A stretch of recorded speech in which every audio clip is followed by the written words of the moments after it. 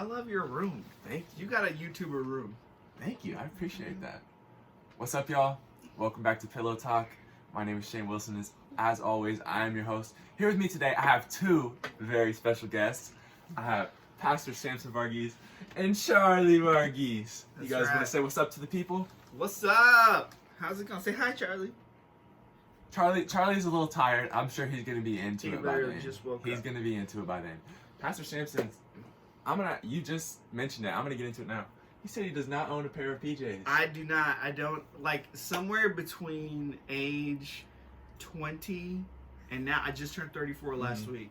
So somewhere between then, I just have never bought into pajamas. And like a couple of years ago, I was getting into this thing called minimalism. You know what that is? So I basically threw away all the clothes. So my wife had bought me one pair of pajama bottoms, like legs. Oh yeah. Right? And I don't even know, pants. Pajama pants. Pants, Right? Like, yeah, I don't even know what it's called. And so like that was like the one thing I knew I never wore, so I threw it away. Yeah. But here's the thing: when I grew up, we never had pajamas.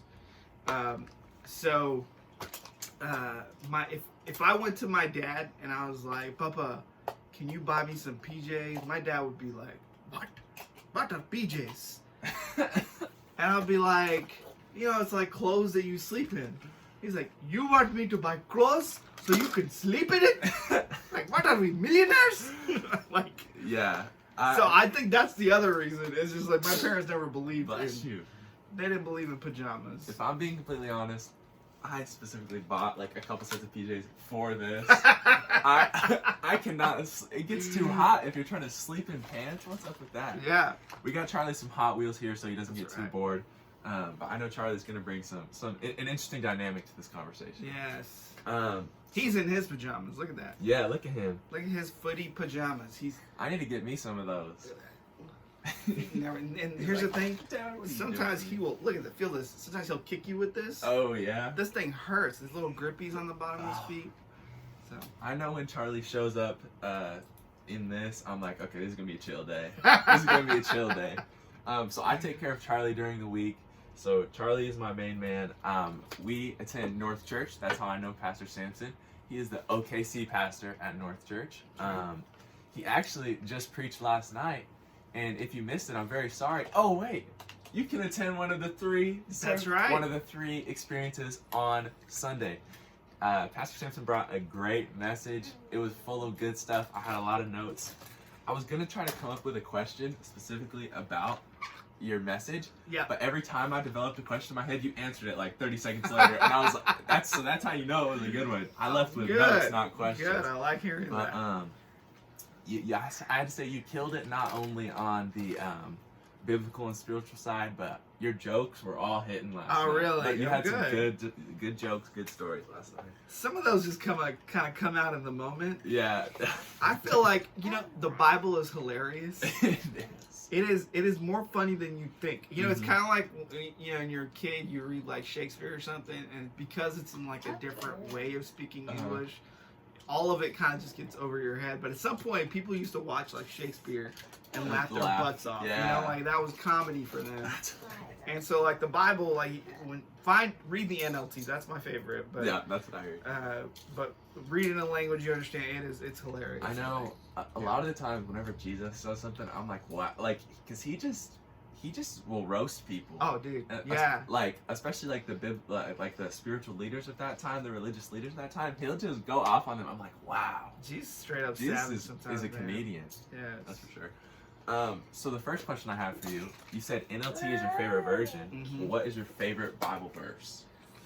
Ooh. I know that's kind of a tough one because I know you read through a lot of verses, especially when you're about to preach. So do you have one off the top of your head? Man, oh gosh, that is so hard. For a long time, now I'm gonna butcher the reference on this.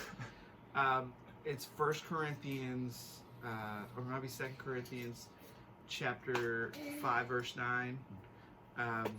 But it's the one where Paul says, I become all things to all people, that by all means I might save some. And for a long time, that was like the verse that I had at the bottom of my email, because it was the thing that reminded me, like, hey, my job is to be contextual to every single person. right? So I have to be present with everyone. I have to be relatable to everyone. I have to be able to approach everyone with the gospel, all with the hopes that somebody is going to come to know Jesus as a result. And with that, I'm actually going to skip ahead a little bit because this kind of relates to my next one. So you do not look like a stereotypical Christian guy. Okay. Okay. Yeah. And I've heard from many people in our church, not only, I've heard from people that are Indian American, but I've also heard from other people how much it means to them to have someone that looks like you as such like a prominent figure in our church. What does that mean to you? How does that change how you view it? Like that you're kind of a role model? Because usually when people think of church with pastors, they think of a bunch of white guys. You know? Yeah. So does that change how you go about what you're doing? Yeah, most of the time I don't think about it, honestly. But I'll tell you, one of the times I did think about it was we were launching a church in Deer Creek. And I was not super, at the time, I was still kind of praying out the process. And I sat down with Pastor Rodney.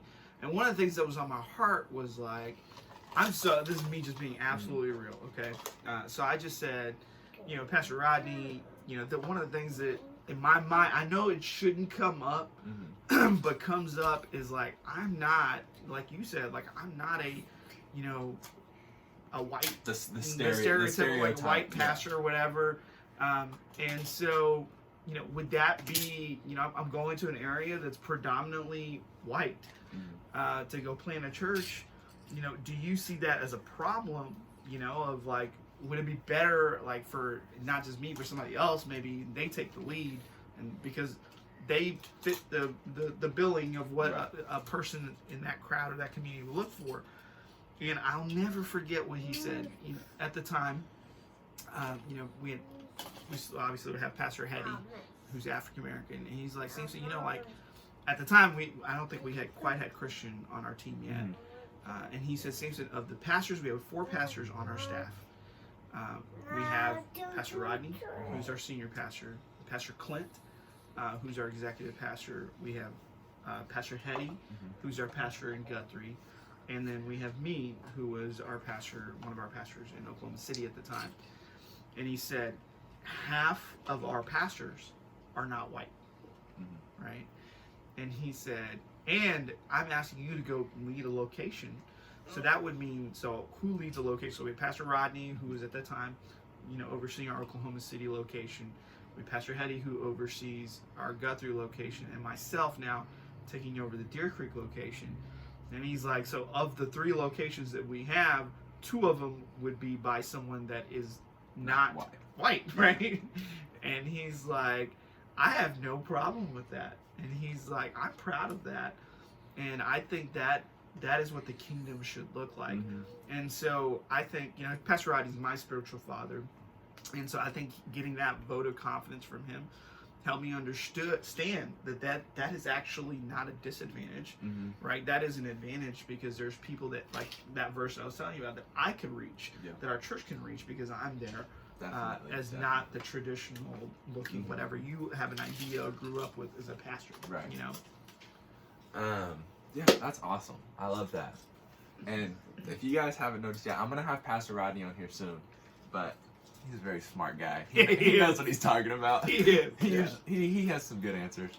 And so that's one of my favorite things about North Church is how diverse we are, and not only just in race and background, just in general. We have older people, younger people.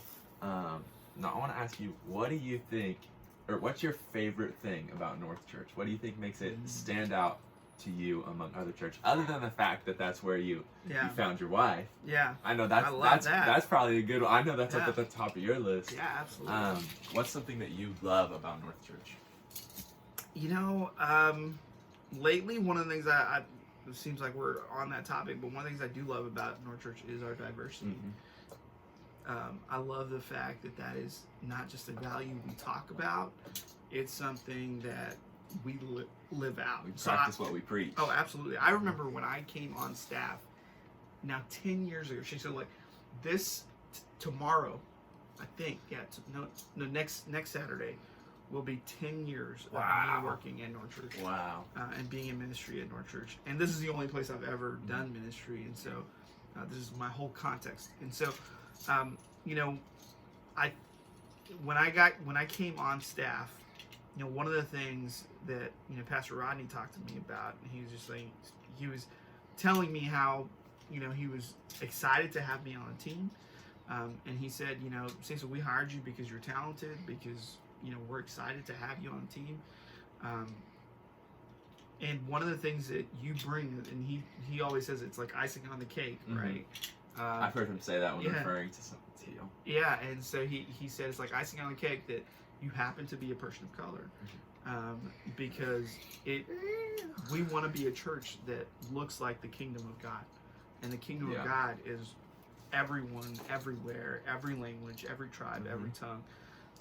And so I think that's one of the things I absolutely love about our church. Like you can, like literally, when I'm up there and I'm looking out into the audience, I literally see people from every continent on this planet, minus Antarctica. We need a penguin. We need a penguin to come to our church. If you're a penguin, you're looking for a church.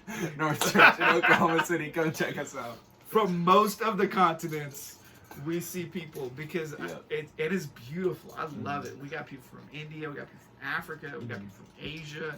It is the most glorious thing, and there's just something beautiful about seeing people. Oh yeah. Like they love church and they love worshiping and church. That's what I absolutely love about church. And what's so impressive to me is not only is our the people in our church, the staff of our church is so diverse too. Like we mentioned, we have you, we have Pastor Hetty, we have people. We pretty much have people from every continent just on our staff. So it's really amazing. And you mentioned this is about to be your 10-year anniversary at North Church. Well, I want to ask you, if you weren't a pastor, what would you be doing? Ooh. What would your job be? What would your day-to-day look like if you weren't a pastor? If I wasn't a pastor. So, one of the things I absolutely love is, I don't know what to call it, creativity and video. And so even before I was in mission, one of the reasons I'm actually working at North Church was because I really got into video. And so back when DSLRs first came out, could shoot video, like I bought one with my college loan money. I probably shouldn't do that, but I did. And I'm not going to do anything about it now. Yeah. And I started like a little business on the side, and it's been fruitful over the years. I do a lot less of it now, but it's something that absolutely brings me joy. I love technology. My wife thinks I spend too much money and time on it. And she's probably right, but he loves it anyway. I love it. I can't. So anything in that world is probably what I would be doing. The Indian in me, like my dad, probably would have me be a dentist, like that. So I'd probably be like making dentist videos, probably. That's probably how to properly brush your teeth. Yeah, how to properly brush something like that. Yeah, that's what I. That's awesome. I figured that's what you were gonna say, because I don't know if a lot of the people in our church know this, but I know you're very big when it comes to the production side and creative side as well. I know that's like your background too. And you mentioned you bought it with your college, with some of your college money. Where did you go to college? So, undergrad, I went to a school in Waxahachie, Texas. Okay. Called Southwestern Assembly of God Okay, University. Yeah. So if you know, like Eddie and Lex go Eddie there. and Lex go there. So that's my alma mater. So that's where I went to college. And right before that, though, I went to a small Bible college for like 1 year. It's called the Criswell College. Absolutely loved it. And I got to give a shout out to Criswell College because it's a great, it's like a Southern Baptist school in the heart of downtown Dallas. Beautiful school, and I had great memories there. But I did 1 year there, then I did the rest of my time in SAGU. That's what we call it, Southwestern. And then I graduated and decided, I'll just be honest with you, like I was like, I don't know what to do from here, and I just assumed, well, you just keep going to school until a church hires you, right? And so I went to, because I didn't know any better, I went to Oral Roberts University. It was between Oral Roberts and there's a place up in Boston called Gordon Conwell. And Gordon Conwell is a great school, like absolutely stellar school. But that summer, my dad had like we thought it was a heart attack. It would turn out to be just a gas attack. So it was just like he had just really bad gas. But it took us weeks to figure that out. So, but I feel like I shouldn't be laughing, but since you can laugh. Since your dad is okay, I'm gonna laugh. Yeah, he's totally fine, no heart problem. But he had this thing, and so we're like, oh man. So I wanted to be close to home, just in case anything were to happen. And so I had to make a decision like that month, and so I was like, you know what, I think I'm gonna go Oral Roberts. And so it was actually crazy. My one of my pastors in Texas was like, you know, hey, I can get you to, they have like a student weekend where they want students to come check out the school. I'll pay for the whole thing. You just go up there, just tell me if you like it or not. And he was like part of the alumni board. And so I think he got some sort of credit for sending me up there. Well, it worked out. Like it turned out great for me because I went there and I absolutely loved it. That's awesome. And so I was like, I think this is where I want to go to school. I went there. It's such a great experience, such a great school. Stellar. I feel like it's one of the most balanced seminaries that you can be a part of if you're looking for that. But that's awesome. That's where I went to school. So there we go. A little bit about Pastor Samson's background, and we'll get Golden Eagles. We'll get more. We went to like the Sweet 16 this last year. I know. Yeah. That's which is insane. It's a very small Christian school. You gotta understand. Insane. Yeah. If you're a basketball fan, you definitely know who Oral Roberts is now. Yeah. But last year you wouldn't have known who they were. No. But, that's insane. It's like miraculous. Yeah, like, and we'll get a little bit more into your background later. So, like I mentioned, Pastor Samson preached last night at our Thursday night experience, which I love the Thursday night experience. That's what I attend. Yes. But like I mentioned, you can hear that on Sunday as well. Now, I want to ask you, what is your method for writing sermons? Like, how does that go? Yes. Do you hear? Do they tell you what you need to preach about, and then you just wait till it sparks? Do you do research till you figure something out? Like, how does that go? So, for me, it almost always starts out with like either a topic or a text. Like I usually know one of the things that Pastor Rodney does for me all the time is he'll tell me weeks in advance, like, hey, I want you to speak on this date, and so I'll just put it on my calendar.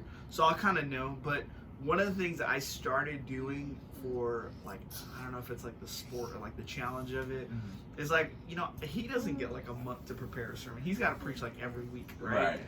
And so I was like, I'm not gonna, instead of preparing like for weeks in advance, I'm just gonna wait till the week of to prepare. Because I don't want, like, I want that experience, and so it's the competitiveness in you. It's the competitiveness in you. Yeah, it could also be like, I got too much on my plate, I'm just gonna wait till next week. Procrastination. Yeah, it could really just be that. But so what I decided to do, hey Charlie, can you move over just a little bit, bud? You're in my shot. Yeah. he said, what did you just say? He said, I'm the star of this show. He's not used to being challenged, okay? Charlie's always the star wherever he goes. He is. But usually, so what I do is if I know the topic, I use an app called Evernote sometimes. But it's just like a little note-taking app. And I'll throw in, like, one of the hardest things about teaching anything from God's Word, if you want to do it well, is you have to have illustrations that help communicate those truths well. And so that's usually the hardest thing. It takes like it takes like a spark of creativity, and that just doesn't, you don't like sit and like in the next 30 minutes I'm gonna be creative. Like that's, how, what I'm saying? Like that's not how it works. It takes like time for it to, it has to like mull over you your can't brain. make it happen. Eventually it's just gonna click in your brain. Yes. And so usually for like the weeks that are leading up to it, all I'm doing is I got Evernote going, and I'll throw in, if I got a funny story or something like that pops up, I'll throw that in there. Like it may not, like I'm just thinking like it vaguely might connect to this topic, and so I'll just throw it in there, and I'll leave it as is. And then when the week comes and I've picked out my text by then, I'm doing for like this week, like I spent all of Monday doing research on the text, and so I read commentaries. I spent a lot of time looking at like if there's like one of the things I like to do is just open up the text, mark it up, ask questions like why is this here? Like I like to ask questions like kind of like what you said of just like when you're reading the Bible like what does that mean? Yeah, like, what is that? What are they talking about? Yeah, so like I like to just sit there and just ask all those questions, and then when I'm looking at commentaries and stuff, I want to see if those like answers. So sometimes you got to look at 2, 3, or 4 or 5 commentaries or different papers or essays to get there. And then on Tuesday, what I'm doing this last week is I would at that point start shaping my message. And that really is trying to figure out kind of what's the skeleton of this thing, and then, I'm praying God gives me like illustrations to communicate that truth, because once again, that's the hardest thing. So the way I do an illustration is like, like if we're in this room and all the lights are off, and let's say, I had no idea this is your room, right? You know where everything's at. You're blind, you can walk around this room, right? I don't. And so, like, I'm walking into, like, nothingness. And so you're trying to explain to me in the dark, like, hey, this is where you go. Hey, take a step here so you don't hit that table there or that bookshelf here. Like, you're trying to lead me in the dark. To me, what an illustration does, or like a funny story or, like, something related, like I talked about the story about Charlie in the tub. What it does is it takes that text and it takes something that you're describing, like, hey, go here, and then what this means and all this stuff. It's like immediately. What if you were just Shane, just walk over there and just turn on the light? Right. That's what an illustration does. It's like immediately like a light bulb goes off and like, oh, I get that. That's what it does. And so that's why I feel like that's the hardest thing. And usually he's starting to wake up. Man, he's most of my illustrations these days. I can't preach a sermon where he's not in it. It used to be my dad. And now it's him. You still, last night you still mentioned your dad. I still mentioned was it the chicken 65? Is that what it was? Yeah. Yeah. If you guys can't tell, Charlie is finally starting to wake up. I'm sure you guys hear him. Charlie, thank you for being here this morning. He was excited last night when I told him we were going to be coming to Mr. Shane's house and being on a podcast. Oh yeah. Pastor Samson texted me last night. He was like, "Is it okay if I bring Charlie?" And I was like, absolutely. I was gonna ask you, but I didn't know. So I'm so glad that you asked. That's awesome. Yeah. But I know you told some funny stories about Charlie last night, and that sad story about when he busted his head open. Charlie, come I here. almost started crying. That was you. Yeah. You were pulling heartstrings last night. Man, so you can there's actually his little mark from the stitches right here. Oh yeah. You can still see it. He's a tough guy. So yeah, he is. This dude actually had a couple. So he had some stitches here. He's got some other. He fell down when he was like 1 and hit ice and busted his lip. So they actually they do like glue. They do that. Oh yeah. But man, I think I feel like my whole podcast is talking about Pastor Rodney, but I can't help it. Like yeah, he's just such a big. If you meet him, you'll understand. He has such a gravitas to him, and he'll make such a big impact in your life. Yes. And obviously you spend so much time around him like that. It's impossible. It's impossible absolutely. Yeah. But when Charlie was born, like I got a phone call from Pastor Rodney while we were still at the hospital, and he was obviously congratulating me on our first baby, first boy.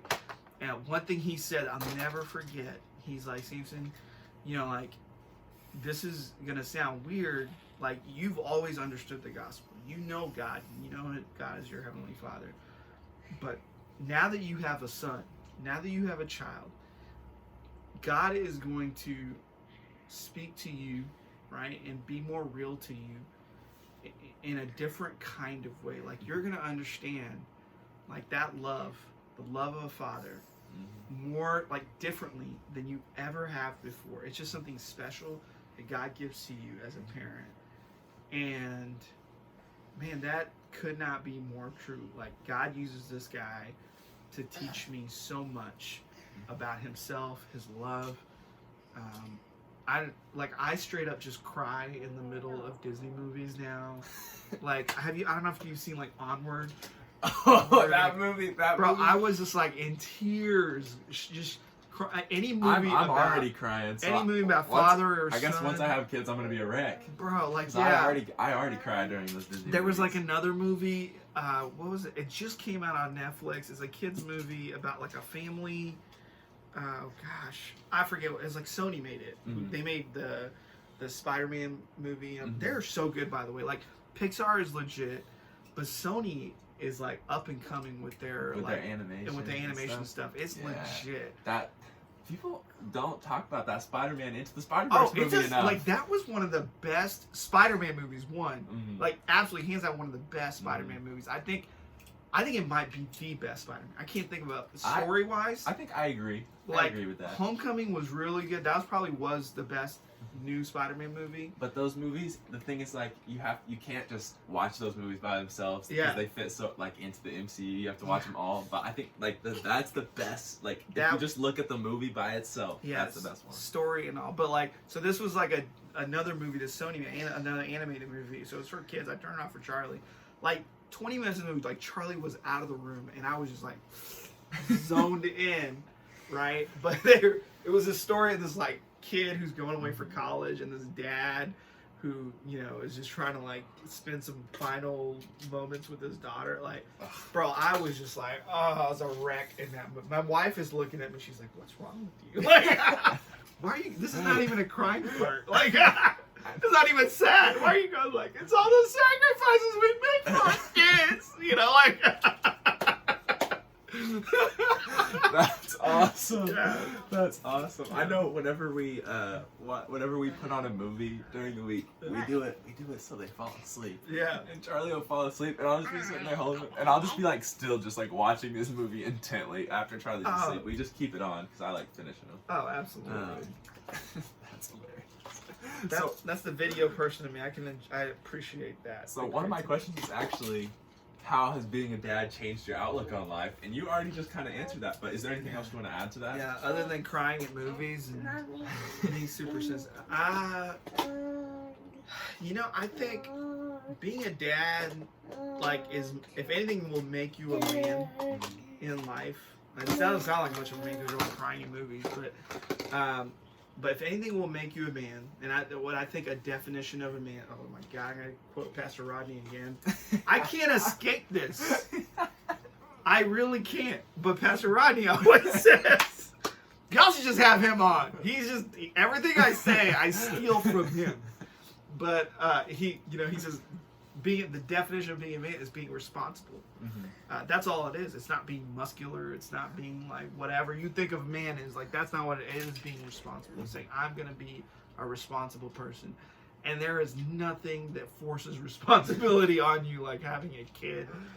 And so like it makes you super duper responsible. Yeah.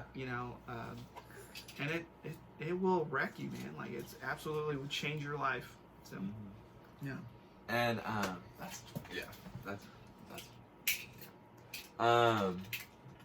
and Pastor Samson has another son who is not here today because I'm not cool enough for him yet. He has too much star power to be on my show. So we have Charlie and Louie, and this is something that's always interesting to me. Where did their names come from? Oh, that's a big deal. I want to go first name and middle name. Yes. Because like for me, my parents just liked the name Shane. Like there's no meaning behind it. It's But a then great name. My middle name, Ryder, is my grandma's maiden name. So like Shane, there's not like a meaning behind it. Like what's the meaning behind Charlie and Louie's names, or did you and Hope just like the names? Charles is a very classic Indian name. It's actually not. I was like, huh? I just it's something not. new. It's not. No. In fact, what's up? We would joke around. Like when the first time I told my mom that we're gonna name Charlie Charles, or Charlie, and she's like, "Are you sure?" It was. She wasn't about it, because it's a very British name, right? Mm-hmm. And so if you know like Indian people and British people, they don't have the best history. There's not great history there. But the reason we wanted to name him, hey buddy, Charlie. This guy. Charlie, come here. Charlie, what are you doing? Hey, come over here. We need you to be on the podcast. I'm sorry, Shane. Charlie, you're the one that's gonna get me views on this. Yeah. Everyone's gonna see you and be like, "Wow, I have to watch this. He's adorable."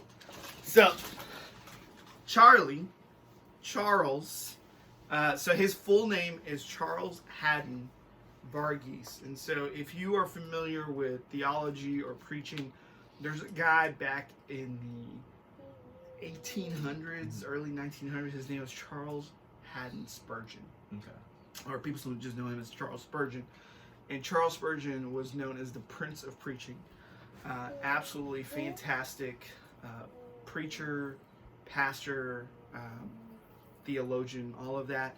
But the reason that name means a lot to us because when Hope and I were dating, she used to read a lot of Spurgeon. Okay. And for me, as a kid that went to seminary, like I love theology and I love all of that. And so to find a super hot girl who loves reading theology, I'm like, man, I just hit the jackpot, right? Like, and so it brought us closer together. And so that was one of the things that, like when Charlie we knew about Charlie, we immediately knew that he was going to be Charles Haddon Spurgeon. We also wanted to name our kids after people who are heroes to us, that we wanted them to, like, we didn't want to name him after Michael Jordan, no offense, right, to Michael Jordan. But like people Michael Jordan Varughese. Yeah, that has an S that's a ring great to it. name too, okay? Michael B. Jordan Varughese. Like Black Panther, wasn't it? But no, like we wanted to name him after heroes that we wanted him to aspire to. So like believers who fought the good fight, who That's were awesome. Representative of the gospel. And so that's Charles Haddon Varughese, Charles Haddon Spurgeon, that's who he was named after, who happened to be a British pastor. And then we found another old British guy named Louis after. Louis named after one of my absolute favorite, after the Bible, there's a book called Mere Christianity, which is hands down my favorite book ever. Every time I read it, it blows me away. It is one of those books. Like, it is one of the greatest books, greatest books, period, ever written. Mere Christian. If you haven't read it, you should read the book. It's written by a guy named C.S. Lewis. Okay. His full name is Clive Staples Lewis. And so we named Louis Clive Varughese. We didn't want to put Staples in it, so we just went Clive. We're not sponsored by Staples. You don't want to put them We on. almost named him Clive Lewis, but then I Googled it, and there's actually some kind of British politician named Clive Lewis, and he's the first thing that shows up. And I was like, No, he looks like a Louis. Yeah, he seems like a Louis. He is a Louis. So, J.C. Chapel likes to joke that we've named both of our kids after French monarchs. Because you got Charlie and Louis. I know, that's immediately what I thought at first. If we have a daughter, we would name her Elizabeth, because we love Elizabeth Elliot, who's another hero.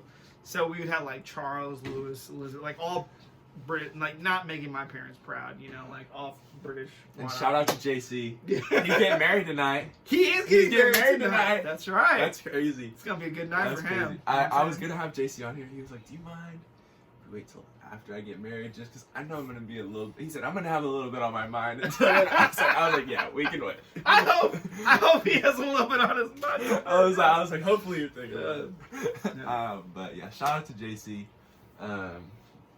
Shout out to Isabel. She got a catch, man. JC is good looking. He is like, that boy's fit. He's funny like too. I worked out with JC one time. JC, yeah, people don't realize JC's in good shape. He's what do kids say? He's low key fit. Like is that how young people? Oh my god. Guys, this show is uncut, unedited, raw. Charlie, you just knocked over the camera. Charlie just straight up knocked over the camera. There we go. I think that's about where it is. You can't contain this kid. Charlie, he's wild. Charlie's like our director. He said, "No, this shot's not working." He's like, "Quit talking about JC. Go back to talking about me." When he was like, "Dad, stop using slang you don't fully understand." Like, said, I don't really know what low key means. Okay, you used it correctly. Did I use it correctly? You used it Okay, correctly. all right, good. You used it correctly. Good. Charlie's mad that we're not talking about him anymore. Charlie, come over here. So we are gonna get back to Charlie now. So Charlie is 2. He turns 3 in a couple months, right? Yeah, in 2 months. You're right. Yeah. And then Louis is, how old is Louis now? Like He's 9? 11 months. 11 months. He's so much next older month, than just he a is. couple of weeks or a few weeks from now, he'll turn 1. So obviously, this is gonna be an interesting question since they are so young. Yeah. What do you think they're gonna be when they grow up? Just based off of them right now, off of their personalities. Yes. So I will say this: like Charlie is absolutely crazy, and so I have no idea what he's gonna be. I would love for Charlie to serve God in some way. Mm-hmm. I don't know if that's ministry or past, but I don't want to force that on him. So I'd love for him to discover that on his own. But Louis, we just found out Louis was like, he went to his like 9-month appointment, and they were like, oh yeah, he's already like at a 12 to 15 month level or whatever. Yeah, he's big. Yeah, like he's like in development, like I don't know how they do cognitive stuff, but like he's like saying words and all that kind of stuff that like just really early for a little boy at his age. And so I'm like, man, he's our meal ticket. Mm-hmm. You know what I'm saying? He's gonna be taking care of us. So he's gonna be the doctor. So I'm gonna be an Indian dad at this point. I'm like, you're gonna be the doctor. You're gonna be the doctor. You're gonna be an engineer. You're gonna be something real high paid. You're gonna take care of us. Okay, so that's Louis. That's awesome. Yeah. Nicole, the girl that I work with that we take care of Charlie and Louis, we always joke that Charlie is gonna be a pastor like you, and Louis is gonna go into the medical field. Oh, really? That's what we always say. Because Pastor Samson has this awesome video of Charlie praying. I'm sure he has multiple, but Charlie loves Jesus. I've never seen someone so young have such a strong love for Jesus. So like I say, you guys are doing a good job. I hope so. Of showing him Jesus. Yeah. Although I'll be real, Charlie's still a sinner because like he loves Paw Patrol. Like he loves Jesus, but he loves Paw Patrol. Like whenever we turn on Paw Patrol at night, we're like, all right, Charlie, it's time for bed. We gotta pray. We're gonna pray to Jesus. Like I remember one time Charlie was like, I don't like Jesus. I was like, bro, like you're never gonna watch Paw Patrol in your entire life. You know, like it was. I know. One time I like stubbed my toe or something at work, and I was like, ow, and Charlie goes, pray for it. He goes, pray for it? And I was like, yeah, buddy, I'll pray for it. He goes, okay, you pray for it. Oh, good. Good. And we mentioned, obviously, we've been talking about it this whole time, how you are a pastor, a preacher, all that good stuff. What's your favorite thing to preach about? Like, I know you love telling stories about Charlie and your dad, but what's your favorite topic to preach about? Yes. Right now we're in the series, Lies I Still Believe, so you're preaching about the lies that we can't trust our Father by... from the devil and how that lie is not true. Yeah. But what's your favorite thing to preach about? Whenever you get your topics from Pastor Rodney, you're like, oh yeah, here we go. This is gonna be a good one. So, that's really, that's really hard. I don't know if I have an absolute favorite, but anytime I love like opening up scripture and like a passage and like being able to, I don't know if any of you guys are like this or if you're like this, but you know what, I really love when I can open up a passage of scripture and like something that's like really like befuddled me, I don't know if that's the right word, but like, you know, like really kind of been like, what does that mean? Like, what is this? And really take it and like dissect it, or take something that people have always understood, or I've always understood to be a certain way, but to really understand. And we're back. There we go. I'm gonna cut these together. I think Charlie bumped it, so it turned off, but that's okay. That's what he does. That's how he rolls. That's how he rolls. He's a little troublemaker. So, but I was just talking about, you know, the passages that, or what I like. And so for me, like preaching on anything that is like, maybe you've always understood something to be this way, and then really, when you look at the text and you really research, like it means something else. Like, to me, like that's the kind of stuff that I really enjoy. And so I'll give you a good example is like, you know, what's that verse that I'm trying to think. There's a verse that where Jesus calls a woman a dog. And I remember I preached on this like where he's like, you're a dog, why should I give you the scraps or something? It was something like that. Yeah. And so when I was reading commentaries on it way back when, like I was always like, that's the weirdest story. Like, why would Jesus call his lady a dog? One of the things that's interesting about that passage is actually very racially charged. And so the term he uses there was, it would be like the equivalent of like cussing in today's world. Right. So it was not what you think Jesus would say.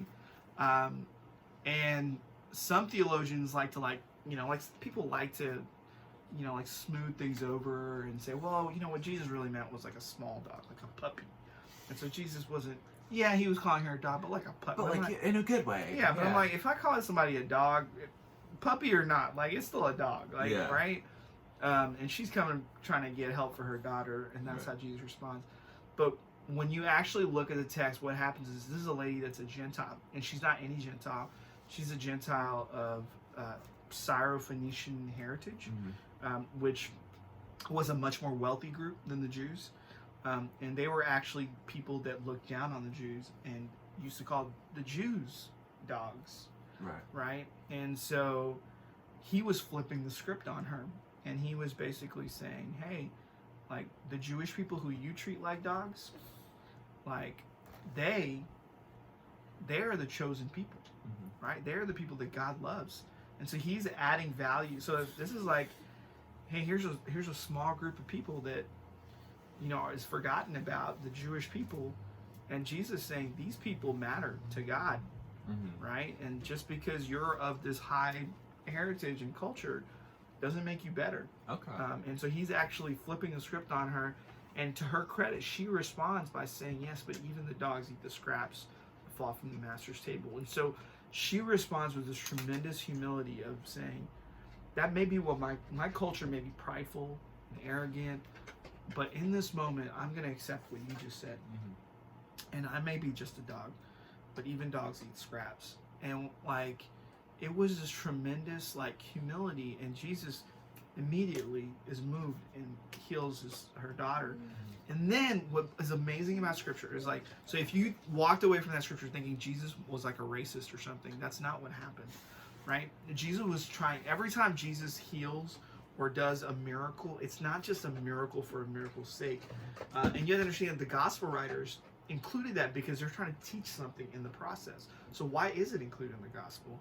And so really what's going on is Jesus is trying to show the role that Gentiles play in the gospel. And what happens there, so if you know the feeding of the 5,000, that happened in Jewish territory. So that was a Jewish audience. Right. But you also may hear of the feeding of the 4,000. That happened in a Gentile region immediately after Jesus heals the Syrophoenician woman's daughter, right? The woman she calls a dog, right? After that, the next story is Jesus in the same area where he was healing this woman's daughter. He is feeding all these Gentile people, all these dogs, right? He's feeding them what? Bread, right?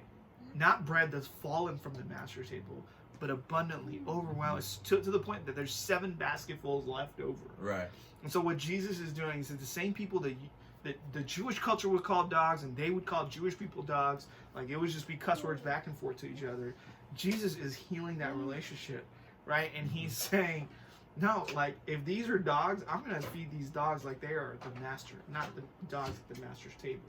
Right? He is showing the value that he has for all people, not just for God's people at that time, which is just Jewish people.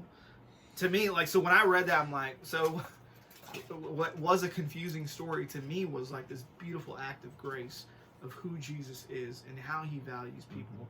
So those are the kind of things to me like that blows me. Anything that blows me away, like that, I'm just like, oh, that's amazing. God is good. Yeah. Like that's what I like to preach. Because you know it'll blow other people away. Because like you said, you literally went to school for this, so you know your theology and stuff like that. So if it blew you away, you know, like me, I'm still learning my stuff from the Bible. So like whenever Pastor Samson says something, I'm like, wow. Like when you well, I'll say this on that topic. Like you can go to school to seminary or whatever and learn theology, but that really, I think the only thing a seminary may do for you is it doesn't teach you anything. It just teaches you what tools you can use. So it's kind of like being a mechanic, I guess. Like you're not gonna learn how to fix, a 1992, Chevy Camaro. Like you're gonna learn generally how to work with cars and what tools you can and what this part does, whatever. But when somebody shows up with a 1992 Chevy Camaro, you're gonna sit there and think like, use all the tools I learned to figure out. And so I think anybody can do it, like anybody who has a passion, anybody that's willing to read, it's not just me. I think one of the best preachers I know is Pastor Rodney. Fun fact, Pastor Rodney never went to seminary. He went to school to be like an engineer or something, right? He was biology or something I think smart. it was like pre-med. Like he's really smart. So something like that he went to school for. But honestly, one of the best Bible teachers. And like a few weeks ago, he preached on John 8 and talked about a really complex issue in that text that I heard being taught in seminary. I've never heard a preacher bring it up. Like the fact that when you read that in the New Testament, if you have like a modern Bible, it says right above it in like subscript, it says this passage does not appear in most manuscripts. Right. If you've ever read that, you're like, what does that mean? Yeah. You know, like he took time in his sermon to clarify. Yeah, he dove into that. And, yeah. So good. I've never heard a preacher from a pulpit do that before. Yeah. One of the best teachers, and that's the thing. He's not a seminary trained, whatever. Like he's like you can learn this on your own. Yeah. And that's ultimate proof. Yeah. That's awesome. And now we're gonna get into a little bit of background. I know your story because I've heard it a few times. But I want you to explain to these people, how did you come to know Jesus as a young Indian American boy, raised in an Indian household? How did you come to know Jesus and like change your life to where you are now today? Yeah. Man, that's I'm gonna try not to cry when I tell this story. But you know, when I was a young person, when I was by the time I was about 8 years old, you know, I was in a pretty rough house. My dad was an alcoholic, and he was pretty abusive to my mom, to our parents, to our family. And so it was a little bit of a rough upbringing. And but I had a grandfather who was a believer, and he loved us, obviously. And he would be praying, he and my grandmother would be praying for us to come to know Jesus. And you know, one day he took me to church, my grandfather, to see an adult baptism. So in the church we grew up in like a Eastern Charlie, Orthodox. don't put your finger in there. Yeah, don't lose your finger, man. It's a pencil sharpener. But we grew up in an Eastern Orthodox Christian background, which was like kind of like Catholic, I guess, right? But different. And that's what my family, like my dad's dad, like that's what all of our family was before. And so it was like a matter of pride. This is the only way that we do church. Right. And so this was, my grandfather though got saved at a Pentecostal church, a small Indian Pentecostal church. And so he invited me to come to a baptism where an adult got baptized in Greek Orthodox culture, or it's Syrian Orthodox technically. You only baptize babies. Babies, yeah. And so like I've seen babies get baptized, I've never seen a grown up. So, and if that was your only concept, you're like, oh, this is kind of funny. You know, like, why would they baptize a grown up? What? That's weird. That little tub thing? Like, what did they do? Like, how does he get in there? Was it like Nacho Libre? Like, just dunk his face? Like, bobbing for apples? Yeah. And so I went to that, and man, I walked into that church, and I just felt like there's something different. Charlie, don't do that. Come over here, play with this. Yeah, I walked into that church, and there was just something different about every single person in that place. It felt like every single person had this tremendous peace. As a kid, as an 8-year-old, I remember feeling this. Like walking down the aisle of that church, looking at all the people on either side of me. And they all had this tremendous peace that I didn't. And I just felt something in me that says, whatever they have, I want. Right. And God, if that's you, I want it. And I just began to call it. And I got saved that day at that church. Incredible. Through kind of a series of events, my dad, who was an alcoholic, hits rock bottom in the ensuing months. I remember that Sunday I went back to my dad and I told him, hey, I got saved. You know, my mom was like, don't tell him that this happened. Right. Like, my grandparents were like, hey, don't tell your dad. But I just felt I couldn't keep it to myself. I went to my dad. You wanted to share the gospel. Yeah, and I just said, hey, Charlie, don't do that. I wish we just had. I wish I had an extra camera that was just pointed on Charlie the whole time, so y'all can see what he's doing. He's just been walking around. He's crazy. But no, I went back to my dad and I just said, hey, I want to go back to this church. I got saved and like this is where I want to be. And my dad got so upset. He like beat me and he's like, you're never going back to that church again. And then a few months, you know, like it's so interesting. God loves children. You know, like I think it's amazing the way that God works. And so I feel like he heard my prayer, my sister's prayers, my grandparents' prayers. And in the months to come, my dad hits rock bottom in his alcoholism, and to the point where he is so broken and willing to give anything a shot. And he says, "What if I called the pastor who led my son to the Lord?" And so that pastor comes over and leads my dad to the Lord, and man, the rest is kind of history. That's how we became Christians, for real. That's awesome. Yeah. Thank you. I love your willingness to like share that story. Yeah. Because I know it's probably some parts of it are probably not easy to talk about. No, yeah. I was just telling somebody recently, like, you know, they were telling me how they hadn't always shared their story because they were always embarrassed by it. I was like, you know, that's kind of me too. Like, I really didn't share this story till I was around college age because I didn't want to tell people my dad was alcoholic and the abuse and all that kind of stuff. But from the moment I started sharing it, like, I saw what God could do through it, and I was just like, man, once again, if I can be all things to all people and by all means save some, that's the call, it's a right? powerful story. Yeah. It is. And Pastor Simpson, he always has great stories. I just want to mention this. My favorite story that you told was how your mom would give you sandwiches for lunch. Oh, you remember that? And you would like put them behind the dryer. That was a long time ago, and bro. then she just like found like a wall of moldy sandwiches. I still vividly remember you telling that story. How old were you? I have no clue. That was I have no clue. That was close to 10 years ago. Like, that was a long time ago. Wow.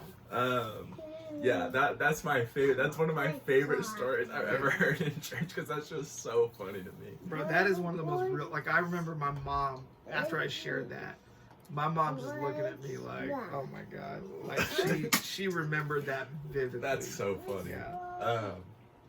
Now, another big thing about Pastor Samson, if you talk to him for even a little bit, you'll learn he's a Cowboys fan. Huge Cowboys fan. In this house, we're Cowboys fans, That's so right. we're not gonna get hostile or anything today. Come on. But I want to ask, why are you a Cowboys fan? Because I know for us, it kind of started with my grandpa, just because obviously we don't have an NFL team here in Oklahoma. The Cowboys are the closest, but the Chiefs are just almost as close. That's true, yeah. So I know a lot of people in Oklahoma, there's so many different teams because people just hop on bandwagons or whatever. But why are you a Cowboys fan? Man, so I'm a Cowboys fan. So I was born in India, and I moved to the United States when I was 4 years old. So my family immigrated here when I was 4 in 1992. Is when we came to America, which is a really long time ago now. And when I was a kid, I still remember the Super Bowl the Cowboys played against the Steelers, right at the time. No, was it the Steelers? Yes, the Steelers. And I didn't understand the game fully. But my uncles were huge Cowboys. And I was just a kid, you know, they're huge Cowboys fans. And so they're like, I'm like a new kid in a new country. And, you know, my uncles are explaining the game of football to me. And to me, I've never seen blonde people before. So I just thought blonde people with like light hair were like, I thought that was gray hair. So I was like, man, we're all these old dudes. These old dudes are that's impressive. Yeah, like these are old men that throwing footballs around. And I thought the referee was the coach. And so I thought every time they stopped the game or blew a whistle, like they're telling people what to do. Like that's how confused I remember that. But I will never forget the Cowboys were down in the game. And it looked like they were going to lose. And they had this amazing comeback. If you can go to YouTube and watch that Super Bowl, they had this amazing comeback in that game. And that was the year that they didn't have Jimmy. Hey, Charlie, come over here.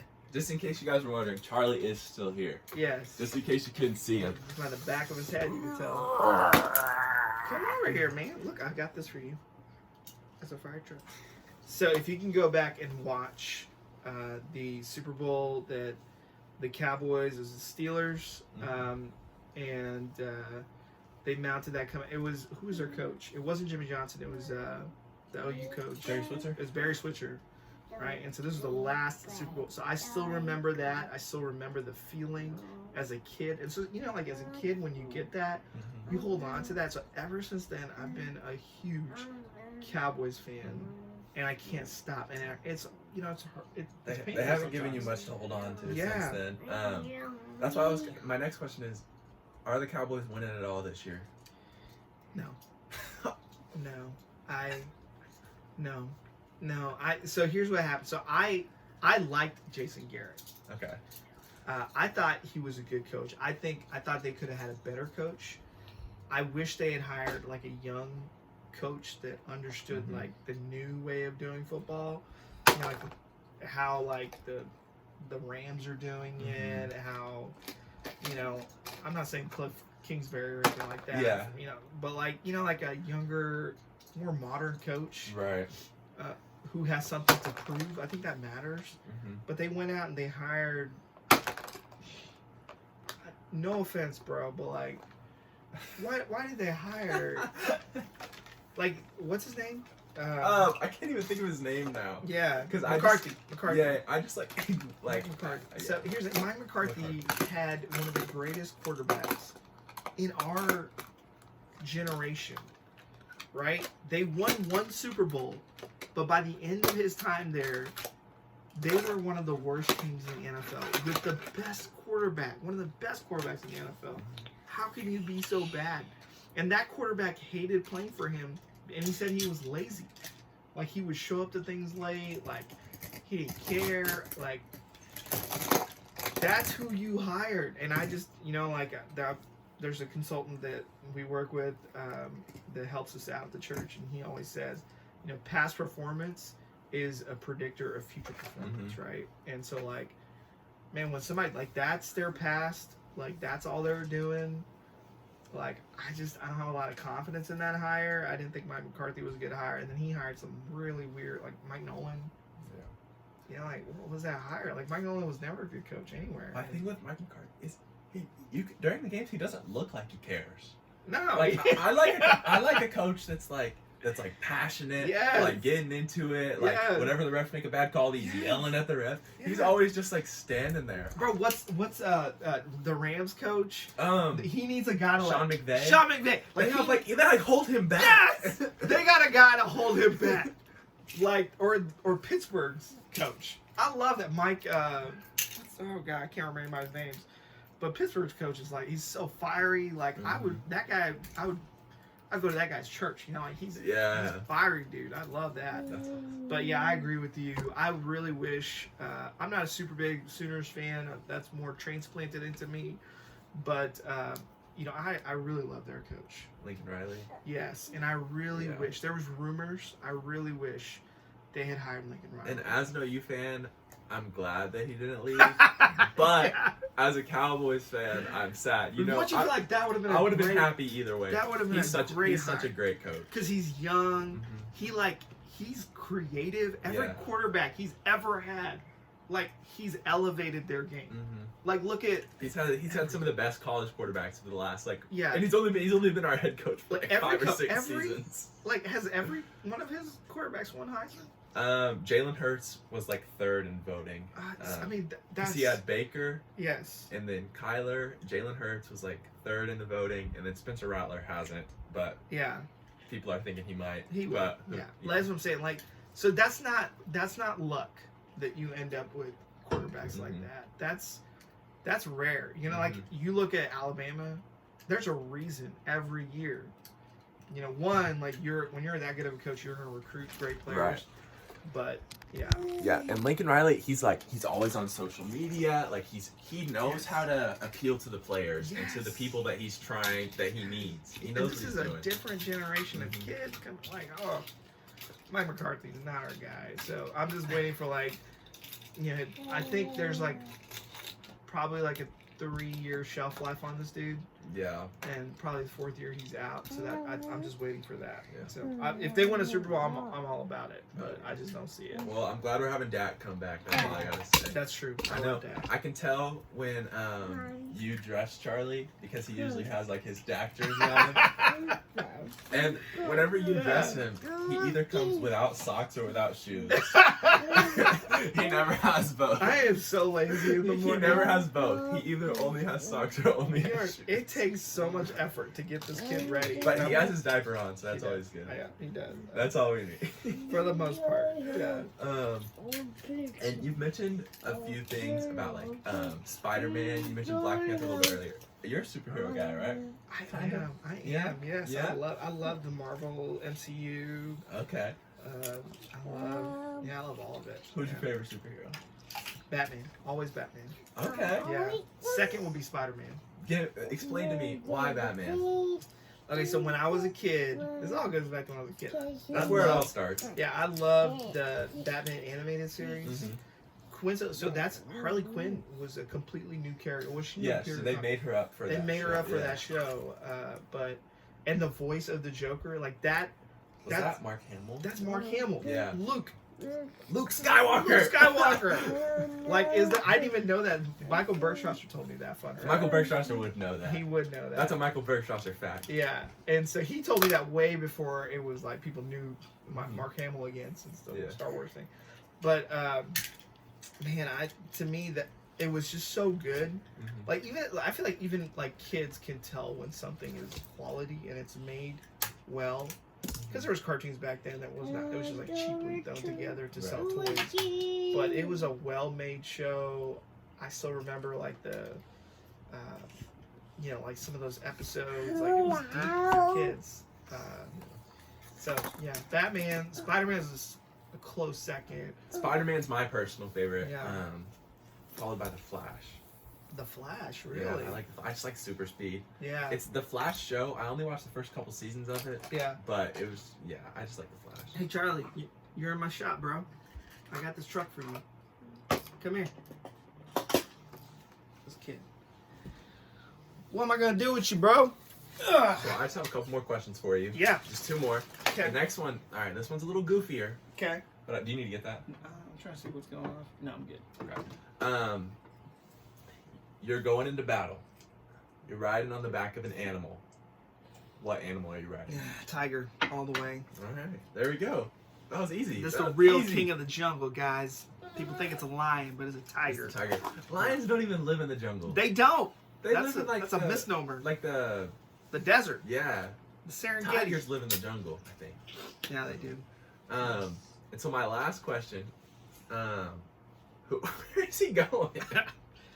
This is not his house. He took over. Who is someone who has greatly impacted your life but doesn't even know it? So when I asked Sawyer this, his answer was actually JC. Really? I know for you, you've mentioned Pastor Rodney. It's gotta be Pastor Rodney. Pastor Rodney? Yeah, it's Pastor Rodney. There is nobody. I always say this: Pastor Rodney, he is a spiritual father to me. But he is also, like you find some people that very rarely in your life you find people that just like believe in you, and you even understand why. And there was a season in my life where I was really down and out, and I really thought, I was really at the end of my rope when it came to like ministry, and Pastor Rodney believed in me more than I believed in myself. And so, yeah, like my hero. I don't know. I don't. It's kind of like your dad, a little bit. Like you may not say it to his face a ton, like how much he means to you, but yeah. Okay. So he's absolutely it. So one of the reasons I asked this is for me, you are actually one of those people, and I want to tell you a little story. Okay. So I was brought up in North Church. It's the only church I remember going to. We've been going there since 2005. Yeah. And I've always looked up to you as one of like the staff members of church. When you're a kid and you see like all the pastors, you're like, those guys are legit. Yeah. And I remember in North Kids, I used to always get confused when they would talk about Samson from the Bible. I would be like, I would come down, I'd be like, this guy has super strength? I was like, wow, that's crazy. And then I've always been like a Christian, but I was a Christian who just went to church and didn't do anything beyond that. And I was kind of starting to stray away from Jesus a little bit in college. But 2019, it was your last message of the year. It was called I Got New Vision 2019. That was the message where I fully gave my life to Jesus. Was after that message. So I want to say thank you for that. Thank you for telling. Thank you. No Yeah, idea. I was actually gonna tell you, and I was like, Yeah. I'm gonna wait. I'm gonna tell him. Yeah. I want to say thank you for that. For changing my life. Wow. And that's all I have for you. Is there anything you want to shout out? Anything you want to say? Yeah, I had no idea that message had an I'll be honest with you, my family still clowns on me for that message because they're like, 2019, I got new vision, and then 2020 happened, and 2020 happened. You know, like, I was like, so that means the world to me, man. Thank you. I appreciate that. Yeah, thank you. This is fun. Yeah. Charlie, you got anything you want to say? Charlie, can you say something? No? No. Charlie, I asked your dad what you're going to be when you grow up. What do you want to be when you grow up? What are you gonna be? You gonna be strong? Show your muscles. What's your muscles? No? Hey, can you say love God? Love God? Love people? Follow? You wanna say it? You want a Paw Patrol? Yeah, you better say it then. Say love God? So I can't get him to do it. He'll do it when as soon as we stop recording. Oh yeah, he did. Yeah. So that's all I have for you guys. Make sure if you enjoyed this, leave a like, comment, subscribe. Come check out North Church if you're looking for a home. And if you already go to North Church, we love you. Well, we love you even if you don't go to North Church. But you should come check it out. You're crazy if you're not going to North Church. It's an amazing church. This has been Pillow Talk. Pillow Talk. We did it.